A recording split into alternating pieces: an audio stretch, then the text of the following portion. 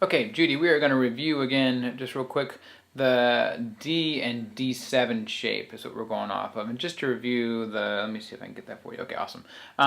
We're going off of the root D. So when we play this shape, we actually have everything relative to that third finger D is what we're really going for. So we play a D chord, and we'll go ahead and separate it. We'll play the pinch the open D, and then the rest of the chord with the other three fingers. Okay, but we're really basing it on this D right here. So we're going to play this what you did last week, right? And what we're trying to do is get it so you can always find that third finger root wherever you are on the string. So let's say we're going up to A. So our third finger is going to find A, and you can do it any way you want. But I find the best way to do it is if you know the open note is B, that means that the octave B is the 12th fret, and A would be 2 frets behind that. And then you'd put the whole chord down. Okay? So you've got A now. So go ahead and grab the root A from the 5th open string, then the rest of the pinch. Do that again. And then you can do the same thing you did before to play the A7 chord, which is the D7 shape. So you'd swap your fingers around, and now you've got A7. Okay? A, A7. Okay, let's do that again.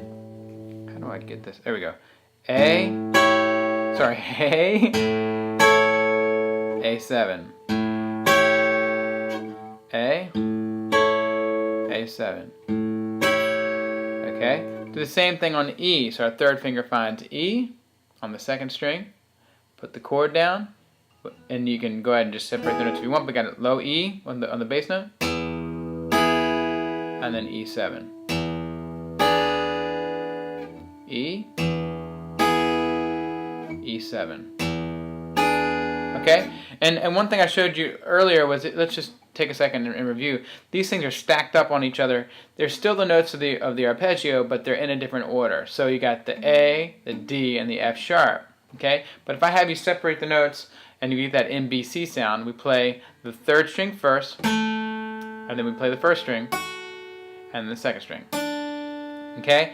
Now ideally, you're using these fingers and you're actually playing the right, you're playing the 1st finger is playing the G string, or sorry, 3rd string, 2nd finger is playing the 2nd string, 1st is playing the 1st, 3rd is playing the 1st string. Goodness gracious. But you'd play 1st finger, ring finger, middle finger. Okay? I, A, M is what you'd be doing there. Just to kind of keep you doing that independent so that when we start moving around and playing different notes in the arpeggio, you're used to that already. Okay, so I want you to get used to that and do the same thing when you switch from D to D7. Okay, do it again.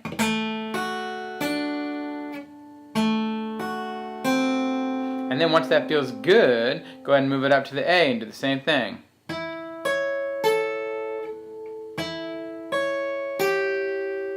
One more time.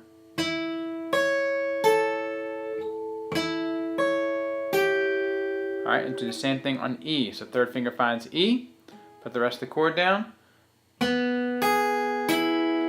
I, A, M on this hand, and then E7.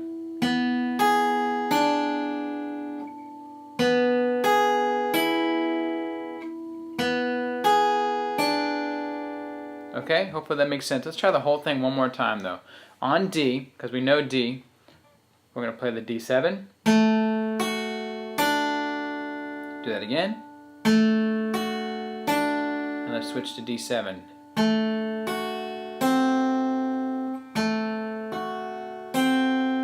Let's go up to A. 3rd finger finds A. Put the rest of the chord down. Separate the notes.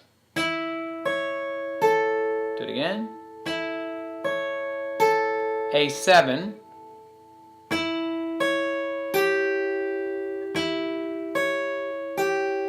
And let's go to E. 3rd finger finds E on the 2nd string. Put the chord down. Do it again. E7.